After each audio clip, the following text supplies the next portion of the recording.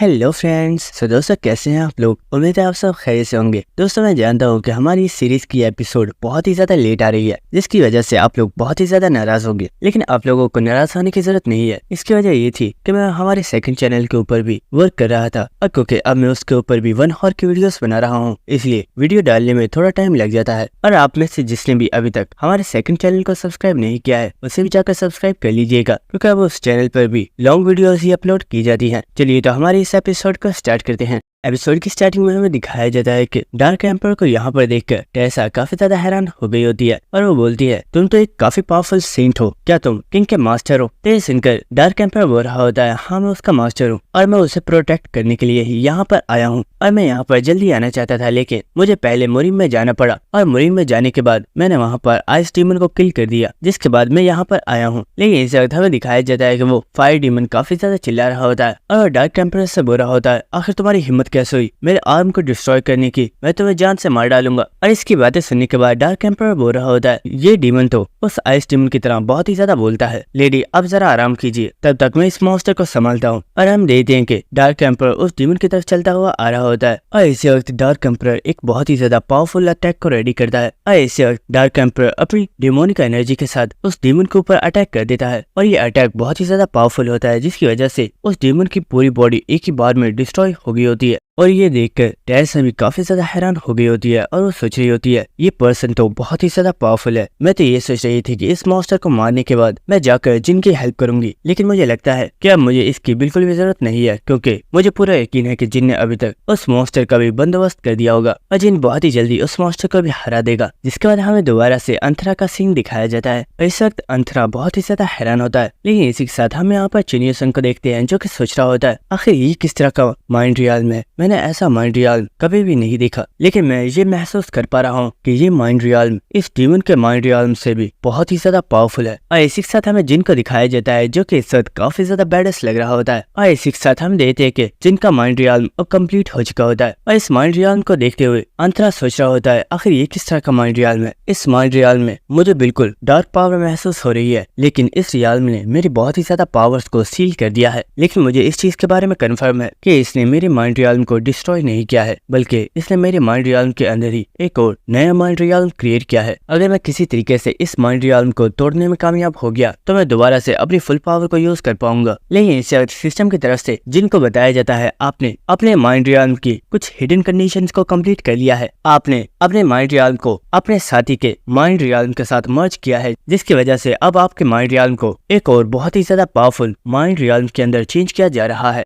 जिस mind realm को special players के लिए ही बनाया गया है। और इसी के साथ हमें दिखाया जाता है कि चुनियोसंग भी इस वक्त काफी ज्यादा हैरान हो गया होता है। और इसी के साथ हमें दिखाया जाता है कि यहाँ पर मौजूद सारी प्लेस मुकम्मल तौर पर चेंज हो चुकी होती है, और अब यहाँ पर बहुत ही ज्यादा स्वॉर्ड्स भी मौजूद होती है। और इसी के साथ हमें इस माइंड रियल्म का नाम बताया जाता है, जो कि वर्ल्ड ऑफ प्लेयर्स है। और इस सिस्टम की तरफ से जिनको बताया जाता है आप और आपके साथी की तमाम स्टैट्स को 30% तक इंक्रीज किया जा रहा है, और इसी के साथ आपके ओपोनेंट की 30 स्टैट्स को डिक्रीज किया जा रहा है। और हम देखते हैं कि अंतरा इस वक्त काफी ज्यादा हैरान हो गया होता है, क्योंकि उसकी पावर्स काफी ज्यादा डिक्रीज हो गई होती है, और वो सोच रहा होता है आखिर कोई इंसान इस तरह का माइंड रियल्म क्रिएट कैसे कर सकता है, ये तो बिल्कुल इम्पॉसिबल है। लेकिन इसी के साथ हम जिनको देखते हैं, जो कि चुनियोसंग से बोल रहा होता है चुनियोसंग तुमने साउल चेजिंग स्वॉर्ड की को बहुत ही अच्छे तरीके से मास्टर कर लिया है, और अब तो तुम इसकी 10th फॉर्म को भी परफॉर्म कर चुके हो, तो इसका मतलब है कि हम दोनों एक डुअल टेक्निक को यूज करने के लिए रेडी हैं। लेकिन ये सुनकर चुनियोसंग काफी ज्यादा हैरान हो रहा होता है, और वो बोल रहा होता है जिन आखिर तुम क्या रहे हो। मैं जानता हूँ कि हमने आपस में काफी ज्यादा फाइट्स की हैं, लेकिन हमने कभी भी एक साथ किसी डुअल टेक्निक को परफॉर्म नहीं किया है। तो ये सुनकर जिन बोल रहा होता है चुनियोसंग शायद तुम जानते नहीं, लेकिन जब भी हमने आपस में फाइट की है, हमने एक काफी ज्यादा स्पेशल टेक्निक को प्रैक्टिस किया है, और तुम्हें उस बारे में सोचना चाहिए। तो ये सुनकर चुनियोसंग काफी ज्यादा हैरान हो गया होता है, और इसी के साथ वो अपने स्वॉर्ड की तरफ देखते हुए सोच रहा होता है क्या ये बात सच है। और इसी के साथ हम देखते हैं कि चुनियोसंग अपने स्वॉर्ड के साथ ध्यान लगा रहा होता है, और इसी के साथ उसे अपनी मास्टर की एक बात याद आ रही होती है, जहाँ पर उसकी मास्टर बता रही होती है तुम जब भी किसी ओपोनेंट से फाइट करते हो तो उसके फाइटिंग के पैटर्न पैटर्न को अच्छे से याद रखना, क्योंकि हो सकता है कि आगे चलकर वो पर्सन तुम्हारा दोस्त बन जाए और तुम्हें उसके साथ मिलकर फाइट करना पड़े। और अगर कभी ऐसा हो जाए तो तुम्हें उसके फाइटिंग पैटर्न के बारे में पता होना चाहिए। जिसके बाद चुनियो संग जिन से बोलता है, क्या तुम्हें पूरा यकीन है कि हम लोग ये कर पाएंगे? तो ये सुनकर जिन बोल रहा होता है, मुझे तो अपने ऊपर पूरा यकीन है। और इसी के साथ हम देखते हैं कि ये दोनों ही काफी ज्यादा जोश में बोलते हैं, तो ठीक है ये करके दिखाते हैं। और हम देखते हैं कि ये दोनों ही बहुत ही तेज रफ्तार के साथ अंतरा के ऊपर अटैक करने के लिए आगे बढ़ जाते हैं। और अंतरा भी इन दोनों के ऊपर ही अटैक कर रहा होता है, लेकिन ये दोनों ही बहुत ही तेजी के साथ अंतरा के ऊपर अटैक कर रहे होते हैं। और इसी के साथ चुनियो संग सोच रहा होता है, मैंने आज तक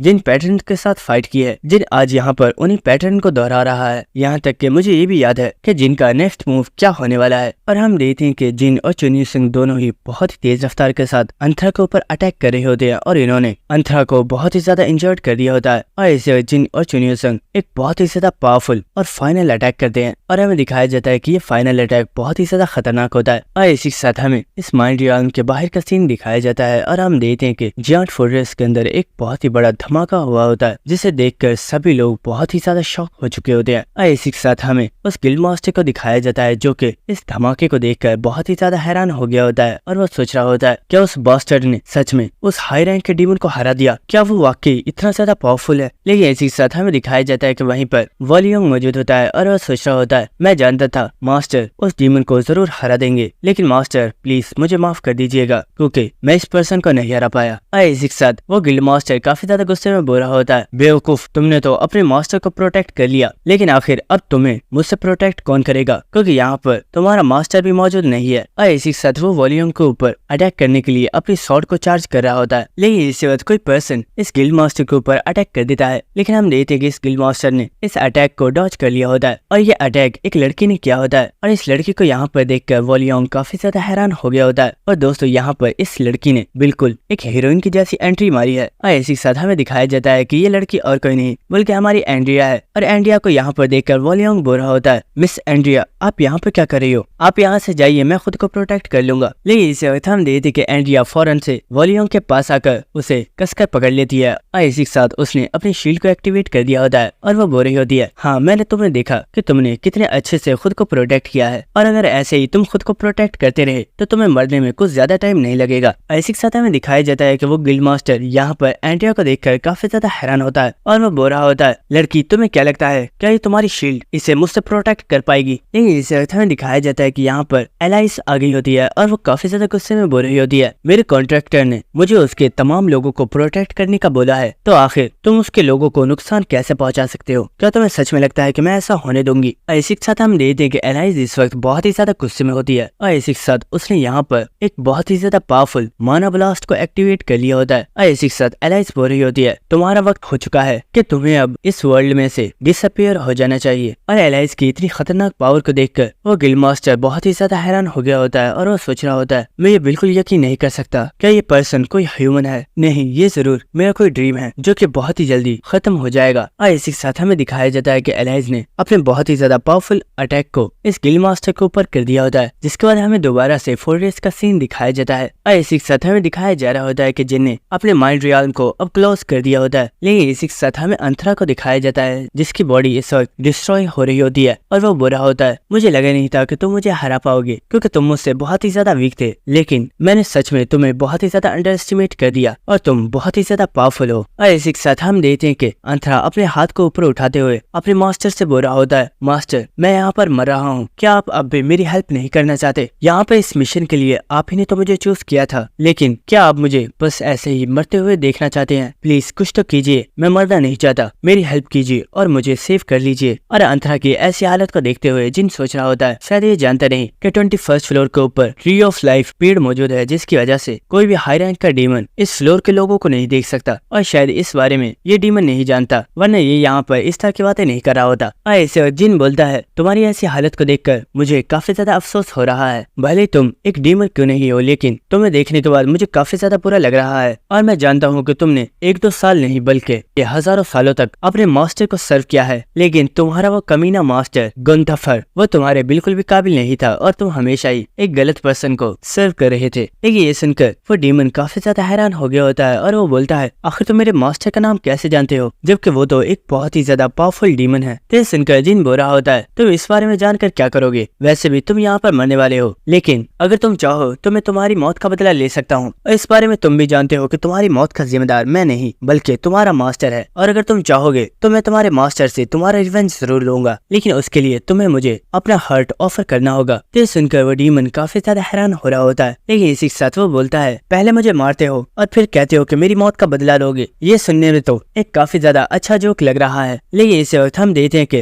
अंथरा अपनी पूरी ताकत से अपने सीने को फाड़ देता है और हमें दिखाया जाता है कि उसका हार्ट सामने आ गया होता है। और इसी के साथ अंथरा चिल्लाते हुए बोल रहा होता है, मैं जानता हूँ तुम बहुत ही ज्यादा वीक हो, लेकिन तुम इतने ज्यादा वीक होने के बावजूद अगर मुझे हरा सकते हो तो मुझे इस बात का पूरा यकीन है कि तुम मेरे मास्टर को भी किल कर सकते हो, और इसलिए मैं अपना हार्ट तुम्हें ऑफर कर रहा हूँ। और हम देखते हैं कि जिन ने भी अंथरा के हार्ट को ले लिया होता है। और इसी के साथ हम देखते हैं कि यहीं पर अंथरा की डेथ हो जाती है। लेकिन इसी के साथ हम जिन को देखते हैं जो कि इस वक्त काफी ज्यादा खुश होता है और वो सोच रहा होता है, तो फाइनली मुझे वो चीज मिल ही गई जो मुझे चाहिए थी।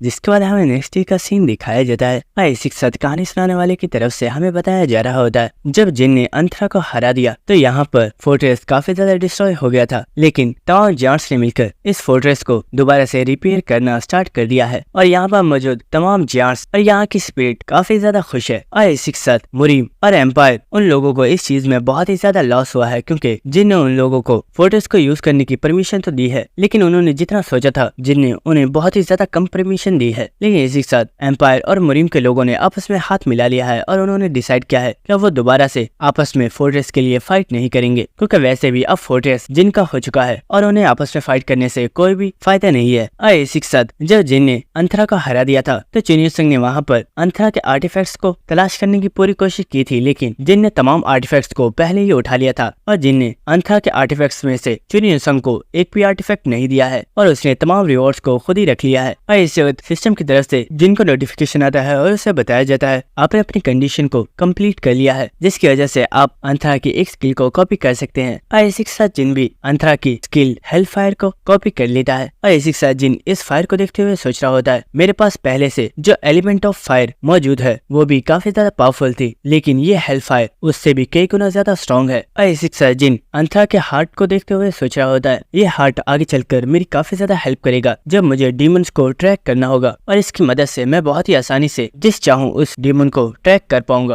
और इसी के साथ हमें दिखाया जाता है कि यहाँ पर कुछ लोग आगे होते हैं जो कि और कोई नहीं बल्कि डार्क एम्परर और टेरेसा होती है। और इन्हें यहाँ पर देखकर जिन भी काफी ज्यादा खुश हो गया होता है और वो इनके पास आ चुका होता है। और जिन टेरेसा से बोल रहा होता है, टेरेसा तुम बिल्कुल ठीक हो, ये देखकर मुझे काफी ज्यादा अच्छा लगा। अच्छा ये बताओ वो साइको ट्विंस कहाँ पर है, क्या वो तुम्हारे साथ नहीं आए? तो ये सुनकर टेरेसा बोल रही होती है, उन दोनों ने ही मेरी काफी ज्यादा हेल्प की, लेकिन हाई रैंक के डीमन से फाइट करते वक्त वो दोनों ही काफी ज्यादा थक गए थे, जिसकी वजह से अब वो रेस्ट कर रहे हैं और वो जल्दी ही वापस आ जाएंगे। और इसी के साथ डार्क एम्परर बोल रहा होता है, जिन तुम तो सच में काफी ज्यादा इंटरेस्टिंग हो, मुझे व्हाइट स्नेक ने तुम्हारे बारे में सारी चीजें बता दी हैं और मैं जानता हूँ कि तुमने इस जाट फोर्ट्रेस को कितने अच्छे तरीके से मैनेज किया है। और सच में ये यकीन करना काफी ज्यादा मुश्किल है कि वो जाट फोर्ट्रेस जिसे कई सौ सालों से कोई भी मुरीम का पर्सन हासिल नहीं कर पाया था, उसे तुम्हारे जैसे एक यंग लड़के ने हासिल कर लिया है। ये सुनकर जिन बोल रहा होता है, मास्टर ये सब आपकी हेल्प से हो पाया है, वरना मैं ऐसा नहीं कर पाता। और इसी के साथ जिन टेरेसा के साथ बातें करना स्टार्ट कर देता है, लेकिन इसी के साथ डार्क एम्परर सोच रहा होता है, मैंने जितना सोचा था जिन तुम उससे भी बहुत ही ज्यादा पावरफुल हो। और जब मैंने व्हाइट स्नेक से तुम्हारे बारे में सुना तो मैं काफी ज्यादा हैरान था, क्योंकि व्हाइट स्नेक ने मुझे बताया कि जिस स्वॉर्ड को हमेशा ही उसने लोगों को मारने के लिए इस्तेमाल किया था, आज फर्स्ट टाइम उसने उस स्वॉर्ड को लोगों को सेव करने के लिए इस्तेमाल किया। और इसी के साथ डार्क एम्परर सोच रहा होता है, मेरे डिसाइपल मुझे लगा था तुम एक एरोगेंट पर्सन हो, लेकिन तुम तो सच में काफी ज्यादा काइंड हो और तुम्हारी यही चीज मुझे काफी ज्यादा पसंद आई है। जिसके बाद हमें नेक्स्ट सीन दिखाया जाता है जहाँ पर हम देखते हैं कि जिन और उसके तमाम साथी एम्पायर के अंदर एंटर हो रहे होते हैं और इनके ऊपर बहुत ही ज्यादा फूल बरसाए जा रहे होते हैं। और इसी के साथ हम देखते हैं कि यहाँ पर जितने भी लोग होते हैं वो सभी जिनको काफी ज्यादा चीयर कर रहे होते हैं और वो बोल रहे होते हैं, सर क्रिमिनल आप बहुत ही ज्यादा ग्रेट हो, आपने हम सभी लोगों को सेव किया है और अब हमेशा के लिए आप हमारे हीरो बन गए हो। और इन लोगों की ऐसी बातें सुनकर एंड्रिया और एलाइज दोनों ही काफी ज्यादा हंस रहे होते हैं। लेकिन इसी के साथ जिन बोल रहा होता है, ये सच में काफी ज्यादा अजीब वेलकम है। क्या तुम यहाँ पर आने से पहले मेरे पोस्टर्स को नहीं हटवा सकते थे? तो सुनकर अब्राहम बुरा होता है, इसमें मेरी कोई गलती नहीं है। एम्पायर के लिए तुम्हारा फर्स्ट एक्सप्रेशन बहुत ही ज्यादा अजीब था, जिसे कोई भी पर्सन कभी भी नहीं भुला पाएगा। और वैसे भी इस वक्त हम लोग इतने ज्यादा लोगों के सामने मौजूद हैं, इसलिए तुम्हें इस तरह का फेस बनाने की जरूरत नहीं है। बस इन लोगों की तरफ देखकर मुस्कुराते रहो ताकि इन लोगों को भी अच्छा लगे। और वैसे भी यहाँ पे ये सभी लोग सिर्फ तुम्हारे लिए ही तो आए हैं। और अब्राहम की ऐसी बातें सुनकर जिन काफी ज्यादा हैरान हो रहा होता है और वो सोच रहा होता है अब्राहम एक काफी ज्यादा अच्छा पर्सन है, लेकिन आखिर इसने डिमोनिक ह्यूमन को ज्वाइन क्यों कर लिया? क्या इसका भी कोई रीजन है? ऐसी सचिन सोच रहा होता है अब्राहम ने मुझे बताया है कि जब अंथरा इस फ्लोर के ऊपर आया था तो उसने अपनी डिमोनिक एनर्जी को रिलीज किया था, जिसकी वजह से मुरीम और एम्पायर के अंदर जो भी होली आर्टिफैक्ट्स मौजूद थे वो सभी हाई रैंक के डीमंस में चेंज हो गए। और सभी लोगों को सिर्फ यही लग रहा था कि टोटल सिर्फ 2 हाई रैंक के डीमंस ही अपीयर हुए हैं, जिनमें से एक आइस डीमन है और एक फायर डीमन है। लेकिन इस बारे में इन्वेस्टिगेशन करने के बाद पता चला है कि असलियत में वहाँ पर 2 नहीं बल्कि 3 हाई रैंक के डीमंस अपीयर हुए थे, जिनमें से तीसरे डीमन का अभी किसी को भी कुछ भी पता नहीं है। और इस बारे में उस वक्त पता चला था जब उस हाई रैंक के डीमन ने सिटी के बहुत ही ज्यादा लोगों को अपने पॉइजन के साथ मार दिया था। लेकिन इसी सचिन बोल रहा होता है आखिर चुनिया संग कहाँ पर है? वो तो कहीं पर नजर नहीं आ रहा। तो ये सुनकर एंडिया बोल रही होती है मास्टर मुझे नहीं पता, लेकिन वो जाते वक्त कह रहा था कि उसे किसी पर्सन को तलाश करना है, इसलिए वो बाद में यहाँ पर आ जाएगा। जिसके बाद हमें जायंट फोर्ट्रेस के एक अंडरग्राउंड प्रिजन का सीन दिखाया जाता है, जहाँ पर हम देखते हैं कि किसी पर्सन ने साइलिन को कैद कर रखा हुआ होता है। और हमें दिखाया जाता है कि ये पर्सन और कोई नहीं बल्कि हमारा टी-बोन होता है। और इसी के साथ टी-बोन काफी ज्यादा गुस्से में बोल रहा होता है आखिर तुम्हारी हिम्मत कैसे हुई? मुझे पता चला है कि जब मेरे मास्टर उस लिच के साथ फाइट कर रहे थे तो तुमने अचानक से उस लिच के कोर को डिस्ट्रॉय कर दिया, जिसकी वजह से उस लिच का हाफ एक्सपीरियंस तुम्हें मिल गया। लेकिन आखिर ऐसा करने की तुम्हारी हिम्मत कैसे हुई? और भले ही मास्टर ने तुम्हें छोड़ दिया है, लेकिन इस चीज का बदला मैं तुमसे जरूर लूंगा। और हम देखते कि उसने अपने हाथ में एक छोटी सी स्पाइडर को पकड़ा हुआ होता है। और सिस्टम की तरफ से हमें इस स्पाइडर के बारे में बताया जाता है कि ये एक ऐसी स्पाइडर है जिसे लोगों की जासूसी करने के लिए इस्तेमाल किया जाता है। और इन्हें उन लोगों के ऊपर यूज किया जाता है जिनका लेवल काफी ज्यादा हाई होता है, लेकिन वो लोग इस स्पाइडर को डिटेक्ट नहीं कर सकते। और ये स्पाइडर उस इंसान की आसपास की तमाम वॉइसेस को रिकॉर्ड कर लेती है। और इसी वक्त टी-बोन इस स्पाइडर को साइलिन की बॉडी के ऊपर छोड़ देता है। और इसी के साथ वो बोल रहा होता है आज के बाद जब भी तुम मेरे मास्टर को नुकसान पहुंचाने के लिए कोई भी प्लान बनाओगी तो इस बारे में पहले ही मुझे पता चल जाएगा और वहाँ पर आकर मैं तुम्हारे प्लान को डिस्ट्रॉय कर दूंगा। लेकिन इसी वक्त हम देखते कि यहाँ पर कोई पर्सन वॉल को डिस्ट्रॉय कर देता है। और ये देखकर टी-बोन काफी ज्यादा डर गया होता है और वो बोलता है आखिर कौन है? और हमें दिखाया जाता है कि ये पर्सन और कोई नहीं बल्कि चुनिया संग होता है। और वो बोल रहा होता है मैं इतनी देर से इस लड़की की वजह से इतना ज्यादा परेशान था और तुमने इसे यहाँ पर कैद करके रखा हुआ है। लेकिन ये सुनकर टी-बोन बोल रहा होता है देखो मैं जानता हूँ कि तुम मेरे मास्टर के सबऑर्डिनेट हो, लेकिन मैं भी उनका सबऑर्डिनेट हूँ और मेरे मास्टर तुमसे ज्यादा मुझे पसंद करते हैं, इसलिए इस लड़की को छूने की गलती भी मत करना। लेकिन ये सुनकर चुनिया संग टी-बोन को एक बहुत ही जोर से किक मारता है और वो उसकी हड्डियों को तोड़ देता है। जिसके बाद चुनिया संग साइलिन को अपने कंधे पर उठा लेता है और इसी के साथ वो वहाँ से जा रहा होता है। और चलते हुए वह साइलिन से बोल रहा होता है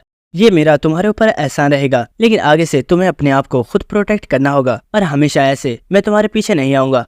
इसी के साथ हमें फोर्ट्रेस का सीन दिखाया जाता है, जहाँ पर हम देखते हैं कि जिन, एंड्रिया और टेरेसा इस वक्त एम्परर के सामने बैठे हुए होते हैं। और एम्परर उन लोगों से बोल रहा होता है आज तुम लोगों की वजह से मैं बहुत ही ज्यादा खुश हूँ, क्योंकि तुम लोगों ने मेरे एम्पायर को प्रोटेक्ट किया है। और मैं ये जानता हूँ कि ये मेरा फर्ज था कि मुझे अपने एम्पायर को प्रोटेक्ट करना चाहिए था, लेकिन बहुत ही ज्यादा वीक हो जाने की वजह से मैं ऐसा कुछ भी नहीं कर पाया। लेकिन क्योंकि आज तुम्हारी वजह से मैं बहुत ही ज्यादा खुश हूँ, तो इसलिए मैं अपनी इस खुशी को ऐसे ही खत्म नहीं होने देना चाहता। इस वक्त हम देखते हैं कि एम्परर अपनी स्वॉर्ड को निकाल लेता है और इस स्वॉर्ड को देखकर यहाँ पर मुझे सभी लोग बहुत ही ज्यादा हैरान हो गए होते हैं। और वो कह रहे होते हैं आज कई सालों के बाद एम्परर ने आज फिर अपने म्यान में से अपनी स्वॉर्ड को निकाल लिया है। आखिर वो इसके साथ क्या करने वाले हैं? क्या वो यहाँ पर कोई नया ऑर्डर जारी करने वाले हैं? और इसी के साथ हम देखते हैं कि वो एम्परर चलता हुआ जिनके पास आ जाता है। और इसी के साथ वो अपनी स्वॉर्ड के साथ जिनको रिस्पेक्ट देते हुए उससे बोलता है तुमने मेरे एम्पायर को प्रोटेक्ट किया है, इसलिए मेरे एम्पायर को प्रोटेक्ट करने के बदले में मैं तुम्हें अपने एम्पायर के सबसे ज्यादा पावरफुल और कीमती ट्रेजर्स देना चाहता हूँ, जो कि है हेवेंस डिजाइनेशन स्टोन। और इस स्टोन का नाम सुनते ही जिन काफी ज्यादा खुश हो गया होता है और वो सोच रहा होता है वाओ, मैंने तो एक्सपेक्ट नहीं किया था कि ये एम्परर मुझे इतने पावरफुल आर्टिफैक्ट्स देगा। लेकिन इसी के साथ हमें वहाँ पर उस मैनेजर को दिखाया जाता है जो कि इस स्टोन के बारे में सुनकर बहुत ही ज्यादा हैरान हो गया होता है। और वो सोच रहा होता है क्या आखिर एम्परर ऐसा कैसे कर सकते हैं? क्या वो जानते नहीं कि इन स्टोन्स के साथ हम हायर फ्लोर की डिवाइन बीइंग्स के साथ कांटेक्ट कर सकते हैं? लेकिन आखिर ये इतने ज्यादा पावरफुल आर्टिफैक्ट्स को एक आउटसाइडर को कैसे दे सकते हैं। लेकिन इस वक्त हम देखते हैं कि वो एम्परर बोलता है, बच्चे मैं तुमसे प्रॉमिस कर चुका हूँ और तुम्हें तुम्हारे ये रिवॉर्ड्स कल मिल जाएंगे। और इस वक्त एम्परर बहुत ही जोर से अपने लोगों से बोलता है, आखिर तुम लोग देख क्या रहे हो, जाओ और जाकर जश्न का इंतजाम करो और आज पूरे एम्पायर में जश्न होना चाहिए। जिसके बाद हमें नेक्स्ट सिपाहियों का सीन दिखाया जाता है जो कि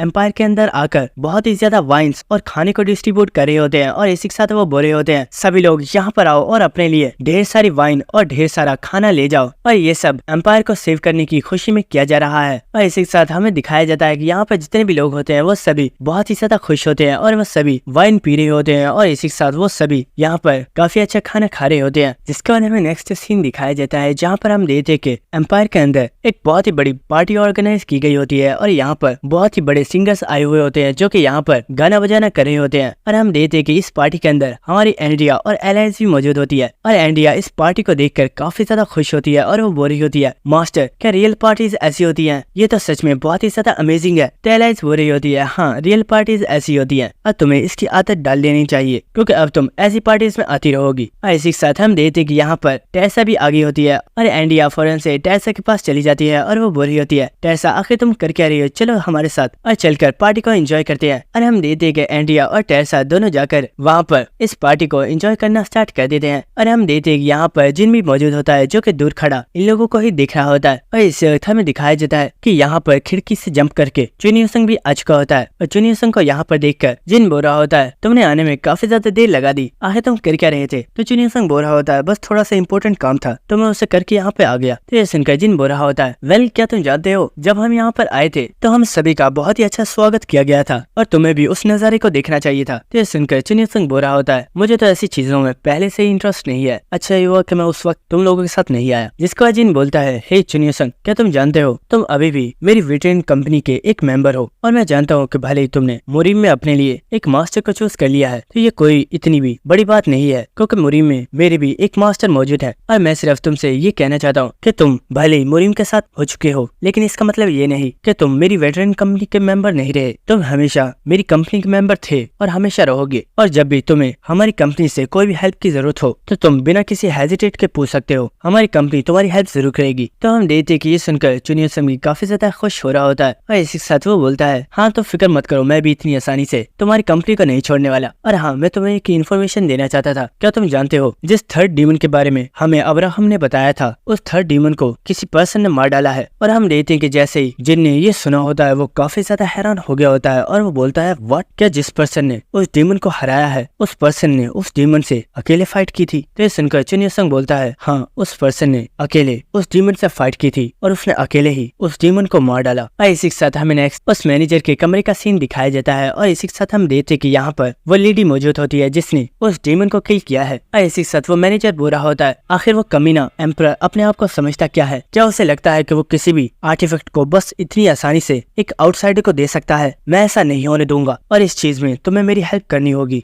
और हमें इस लड़की के बारे में बताया जाता है जिसका नाम निराशा है और ये गंधारा गिल्ड की गिल्ड मास्टर है और साथ ही ये एक एस रैंक हंटर है। जिसके बाद हम देखते हैं कि वो मैनेजर यहाँ पर अपने सामान को इधर उधर फेंक रहा होता है और वो चिल्लाते हुए बोल रहा होता है, मैंने पूरे एम्पायर पर कब्जा करने के लिए बहुत ही अच्छा प्लान बनाया हुआ था लेकिन मेरा सारा प्लान बर्बाद हो गया है। और आखिर उस एम्पायर की हिम्मत कैसे हुई इतने ज्यादा पावरफुल स्टोन्स को उस जिन को देने की? और इसी के साथ वो सोच रहा होता है, मेरा जितना भी प्लान था वो सब जिन की वजह से बर्बाद हुआ है। अगर मुझे पता होता कि जिन मुझे बर्बाद करने के लिए कुछ प्लान कर रहा है तो मैं कभी भी उसे जायंट फोर्ट्रेस के लिए भेजता ही नहीं। और वो यहाँ पर आसपास काफी ज्यादा सामान को तोड़ रहा होता है। लेकिन इसी के साथ निराशा बोलती है, अपना गुस्सा चीजों पर मत उतारो, हम यहाँ पर इसलिए आए हैं क्योंकि तुमने हमें अपनी मदद के लिए बुलाया है। तुम बस डिसाइड करो कि तुम्हें क्या चाहिए, उसे हासिल करने में हम तुम्हारी हेल्प करेंगे। तो ये सुनकर वो मैनेजर काफी ज्यादा हैरान हो गया होता है और वो बोलता है, लेकिन उस जिन का क्या? वो बहुत ज्यादा पावरफुल है, क्या तुम उसे संभाल पाओगी? तो ये सुनकर निराशा हंसते हुए बोलती है, क्या तुम्हें सच में लगता है कि जिन मेरा कुछ बिगाड़ भी पाएगा? और इसी के साथ हमें दिखाया जाता है कि यहाँ पर इसके साथ चंद्रा और अरुण भी मौजूद होते हैं। जिसके बाद हमें एक नेक्स्ट सीन दिखाया जाता है और हम एलाइज को देखते हैं जिसने इस वक्त बहुत ही ज्यादा शराब पी हुई होती है और वो कह रही होती है, क्या तुम जानती हो मुझे तुम्हारी ये फॉर्म बहुत ही ज्यादा पसंद है और मुझे नहीं पता था कि तुम शराब पीने में इतनी ज्यादा अच्छी हो। क्या तुम जानती हो मुझे तुम बहुत ही ज्यादा अच्छी लगने लगी हो। और हमें पता चलता है कि एलाइज जिस पर्सन से बात कर रही है वो और कोई नहीं बल्कि टेरिसा है जो कि इस वक्त अपनी ब्लैक फॉर्म में है। इसी के साथ टेरिसा भी बोल रही होती है, मुझे शराब काफी ज्यादा ज्यादा पसंद है और फर्स्ट टाइम मैंने किसी के साथ बैठकर इतनी ज्यादा शराब पी है। मुझे भी तुम बहुत ही ज्यादा अच्छी लगने लगी हो। और हम देखते वो दोनों ही एक दूसरे को काफी ज्यादा शराब पिला रहे होते हैं और वो बिल्कुल ड्रंक हो गए होते हैं। और यहाँ पर एंड्रिया भी मौजूद होती है जो कि इनकी इस तरह की हालत को देखकर बहुत ही ज्यादा परेशान होती है। और इसी के साथ हम देखते हैं कि यहाँ पर जिन भी मौजूद होता है जिसने अब अपने कपड़ों को चेंज कर लिया होता है और वो बोरा होता है। तुम इन दोनों की इतनी ज्यादा फिक्र मत करो और इस चीज से मैं काफी ज्यादा खुश हूँ कि ये दोनों ही एक दूसरे को पसंद करने लगी हैं और ये अच्छा भी है जिससे इन दोनों के दरमियान में आगे चलकर कभी भी फाइट नहीं होगी। और इसी के साथ चलते हुए जिन बोरा होता है, एंड्रिया अब मुझे सही से बताओ आखिर नामगोंग के साथ हुआ क्या था। तो एंड्रिया बोल रही होती है मास्टर ने नामगोंग के ऊपर एक बहुत ही ज्यादा पावरफुल अटैक किया था और इस अटैक के खत्म हो जाने के बाद मुझे नामगोंग के कोई भी ट्रेसेस नहीं मिले। शायद मास्टर के पावरफुल अटैक की वजह से उसकी बॉडी के पीसेस भी राख में चेंज हो गए हैं। तो सुनकर जिन बोरा होता है चलो अच्छा हुआ मेरे एक दुश्मन तो कम हो गया है। और इस वक्त जिन एंड्रिया को एक थैली देता है और वो बोलता है तुमने वॉलियम की जान बचाई इसलिए ये तुम्हारा इनाम है। तो ये सुनकर एंड्रिया काफी ज्यादा हैरान होती है और वो बोलती है मास्टर इसकी क्या जरूरत थी। तो जिन बोलता है ये इनाम तुम्हें बहुत ही ज्यादा पसंद आएगा क्योंकि इसे मैं स्पेशल तुम्हारे लिए ही सिलेक्ट करके लाया हूँ। और हम देखते हैं कि एंड्रिया ने इस थैली को ओपन कर दिया होता है और हमें पता चलता है कि इस थैली के अंदर एक फोक्स मार्बल है जो कि एक बहुत ही ज्यादा पावरफुल स्टोन है। और हमें स्टोन के बारे में बताया जाता है कि कोई भी इंसान इस स्टोन को यूज करके एक 9 टेल्ड फोक्स में चेंज हो सकता है, लेकिन जब वो पर्सन 9 टेल्ड फोक्स में चेंज हो जाएगा तो वो फिर दोबारा नॉर्मल ह्यूमन नहीं बन पाएगा। लेकिन 9 टेल्ड फोक्स बनने के बाद उसकी पावर्स बहुत ही ज्यादा इंक्रीज हो जाएंगी। और हम देखते हैं कि एंड्रिया इस मार्बल को एक्सेप्ट कर लेती है जिसकी वजह से वो एक 9 टेल्ड फॉक्स में चेंज हो जाती है और उसकी 9 पूंछ भी निकल आती है। और अपनी इतनी ज्यादा पूंछों को देखकर एंड्रिया बहुत ही ज्यादा हैरान हो गई होती है। और हम देखते हैं कि वो इस वक्त काफी ज्यादा खुशी होती है। और जिन बोल रहा होता है तो मुझे बताओ तुम्हें मेरा गिफ्ट कैसा लगा। तो एंड्रिया बोल रही होती है मास्टर ये तो सच में बहुत ही ज्यादा अच्छा है, मुझे ये बहुत ही ज्यादा पसंद आया। और ऐसी सचिन बोलता है अच्छा अब मुझे लगता है कि तुम्हें अपने फ्लोर पर वापस चला जाना चाहिए क्योंकि तुम वहाँ की बॉस हो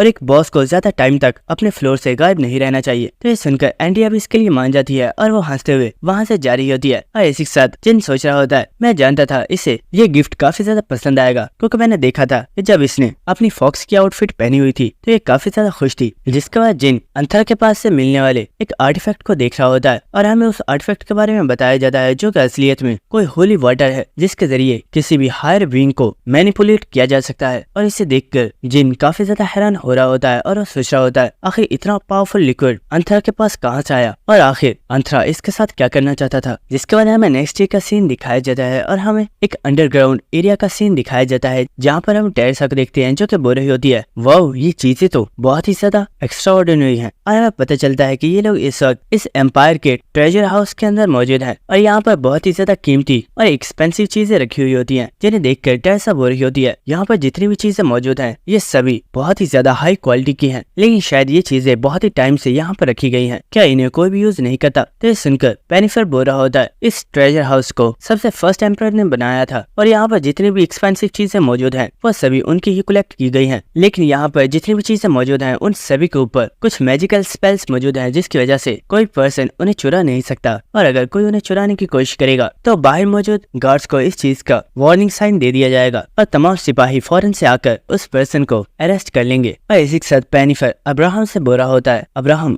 क्या बात है तुम आज काफी ज्यादा खामोश लग रहे हो। लेकिन हम देखते हैं कि अब्राहम कुछ भी नहीं बोल रहा होता और वो चुपचाप इनके साथ चलता हुआ जा रहा होता है और हमें दिखाया जाता है कि वो कुछ देर चलने के बाद उस प्लेस पर आ चुके होते हैं जहाँ पर हेवेंस डिजाइनेशन स्टोन रखे हुए हैं और यहाँ पर एम्पर भी मौजूद होता है। और इस जगह को देखते हुए जिन सोच रहा होता है मैं अपनी गेमिंग डेज में इस जगह पर गलती से आ गया था और मुझे काफी ज्यादा वियर्ड लग रहा है कि यहाँ पर मुझे इन लोगों की तरफ से स्पेशल इनवाइट किया गया है। जिसके बाद पेनिफर और अब्राहम एम्पर के सामने झुक जाते हैं और वो बोल रहे होते हैं मास्टर जैसे आपने बोला था हम यहाँ पर हमारे हीरोज के लिए आए हैं। जिसके बाद हम देखते कि वो एम्पर अपनी पावर से यहाँ पर मौजूद इस स्टैचू के अंदर से 3 हेवन डिजाइनेशन स्टोन्स को निकाल लेता है और वो उन्हें लाकर जिनको दे रहा होता है और इसी के साथ वो बोल रहा होता है हेवन डिजाइनेशन स्टोन्स बहुत ही ज्यादा पावरफुल हैं और इनके जरिए तुम किसी भी पावरफुल हायर बीइंग के साथ बात कर सकते हो, लेकिन इन हेवन डिजाइनेशन स्टोन्स को कुछ ही लोग इस्तेमाल कर पाते हैं जिनके पास स्पेशल क्वालिफिकेशंस होती हैं और उनमें से एक क्वालिफिकेशन ये भी है उस इंसान के पास रॉयल ब्लड होना चाहिए। और मैं चाहता हूँ कि क्योंकि तुमने इन स्टोन्स को एम्पायर को प्रोटेक्ट करने के बाद हासिल किया है तो इसलिए इनका कभी भी कोई गलत इस्तेमाल मत करना और इन्हें किसी सही जगह पर इस्तेमाल करना। और हम देखते हैं कि जिन ने भी इन हेवन डिजाइनेशन स्टोन को अपने पास रख लिया होता है। लेकिन इसी के साथ टेसा बोलती है, आपने हमें 3 हेवन डिजाइनेशन स्टोन दिए हैं, लेकिन इस मूर्ति के अंदर एक हेवन डिजाइनेशन स्टोन नहीं है, क्या किसी ने उसे चोरी कर लिया है? तो ये सुनकर जिन बोलता है, नहीं, उसे किसी ने भी चोरी नहीं किया है, बल्कि उस हेवन डिजाइनेशन स्टोन को फर्स्ट एम्परर ने यूज किया था। और लोगों को लगता है कि फर्स्ट एम्परर बहुत ही ज्यादा पावरफुल थे और उन्होंने अपनी स्ट्रेंथ के बलबूते पर अपनी हुकूमत को जमा कर रखा हुआ था। लेकिन उसकी असल वजह तो ये थी कि उस एम्परर ने हेवन डिजाइनेशन स्टोन को यूज किया था, जिसकी वजह से उसके पास इमेंस पावर आ गई। और उस एम्परर के बाद भी कुछ ऐसे लोग थे जो फाउंडिंग एम्परर के जितने ही पावरफुल बनना चाहते थे, लेकिन वो कभी भी उतने पावरफुल नहीं बन पाए। और हम देखते हैं कि एम्परर बहुत ही खामोशी से जिनकी सभी बातें सुन रहा होता है, लेकिन वो कुछ भी नहीं बोल रहा होता। लेकिन हम देखते हैं कि यहाँ पर पेनिफर को बहुत ही ज्यादा गुस्सा आ गया होता है और वो अपनी मर्डर सौरा को रिलीज करते हुए बोलता है, जिन, तुम हमारे एम्परर के साथ इस तरह मिसबिहेव नहीं कर सकते। अगर तुमने दोबारा ऐसा किया तो मैं ये भूल जाऊंगा कि तुम इस एम्पायर के हीरो हो। लेकिन एम्परर पेनिफर को रोक देता है और वो बोलता है, पेनिफर, तुम्हें उसे कुछ भी कहने की जरूरत नहीं है, उसने यहाँ पर जो कुछ भी बोला है वो सभी सच है। तो सुनकर पेनिफर काफी ज्यादा हैरान हो जाता है और वो बोलता है, मैजेस्टी, आखिर आप ये क्या कह रहे हैं? तो एम्परर बोल रहा होता है, जिन्हें बिल्कुल ठीक कहा, मैं हमेशा ही हमारे फाउंडिंग एम्परर जितना पावरफुल बनना चाहता था, लेकिन जब मेरे प्रिंस की डेथ हो गई तो मैंने इस सपने को हमेशा के लिए भुला दिया। यहाँ तक कि वो लोग जिन्हें प्रोटेक्ट करने के लिए मैं एक एम्परर बना था, मैं उनके बारे में भी भूल गया और मैंने कभी भी एम्पायर के बारे में कुछ भी अच्छा नहीं सोचा और शायद मुझ जैसे पर्सन को एम्परर बनने का हक नहीं था। और इस एम्परर की बातें सुनने के बाद जिन सोच रहा होता है, इस एम्परर की हालत तो बहुत ही ज्यादा खराब है और ये आज तक का सबसे ज्यादा पावरलेस एम्परर है। लेकिन इसी वक्त इन सभी लोगों को यहाँ पर कुछ लोगों की आवाजें सुनाई देती हैं और हम देखते हैं कि कुछ सिपाही भागते हुए इन लोगों की तरफ ही आ रहे होते हैं और हमें दिखाया जाता है कि यहाँ पर बहुत ही ज्यादा सिपाही आगे होते हैं और उन सभी ने आकर इन सभी लोगों को घेर लिया होता है। और इसी वक्त यहाँ पर चलते हुए कोई पर्सन आ रहा होता है और वो बोल रहा होता है, मैंने तुम्हें इतने टाइम तक सर्व किया, लेकिन तुमने कभी भी मुझे कोई अच्छा आर्टिफैक्ट नहीं दिया, लेकिन इन मामूली आउटसाइडर्स को तुमने इतने पावरफुल ट्रेजर्स दे दिए हैं और मुझे लगता है कि अब वक्त हो चुका है कि हमें हमारे एम्परर को चेंज कर देना चाहिए। और हम देखते हैं कि ये पर्सन एम्पायर का मैनेजर होता है और वो बोल रहा होता है, मैजेस्टी, मैंने बिल्कुल ठीक कहा ना, अब हमें हमारे लिए एक न्यू एम्परर चूज करना होगा। और हम देखते हैं कि पेनिफर यहाँ पर इस पर्सन को देखकर बहुत ही ज्यादा गुस्से में आ गया होता है और वो काफी ज्यादा गुस्से में चिल्लाते हुए बोलता है, कमीने धोखेबाज, आखिर एम्परर को धोखा देने की तुम्हारी हिम्मत कैसे हुई? तुमने सोच भी कैसे लिया कि तुम एक एम्परर बनने के काबिल हो? तुम्हें इसकी सजा जरूर मिलेगी। लेकिन इसी के साथ वो मैनेजर बोल रहा होता है, आखिर तुम क्या रहे हो ओल्ड मैन? क्या तुम जानते भी हो यहाँ पर सिर्फ मैं ही नहीं हूँ जो एक धोखेबाज है, यहाँ पर धोखेबाजों की लिस्ट में तुम्हारे डिसाइपल्स भी मौजूद हैं जिन्हें तुमने बचपन से ट्रेन किया है। और इसी के साथ वो बोल रहा होता है, क्या तुम जानते हो वो धोखेबाज कौन है? उनमें एक पर्सन तुम्हारा डिसाइपल मैक है और दूसरा धोखेबाज और कोई नहीं बल्कि तुम्हारा सबसे करीबी डिसाइपल अब्राहम है। और इसी के साथ हम देखते कि अब्राहम ने अपनी स्वॉर्ड निकाली होती है और वो अपनी स्वॉर्ड को जिन की तरफ पॉइंट करते हुए बोलता है, हमारा तुम लोगों के साथ कोई भी लेना देना नहीं है और तुम लोगों के लिए अच्छा ही है कि तुम एम्पायर के मामलों में मत पड़ो और यहाँ से चले जाओ, हम तुम्हें कुछ भी नहीं कहेंगे। और ये सुनकर जिन हंसना स्टार्ट कर देता है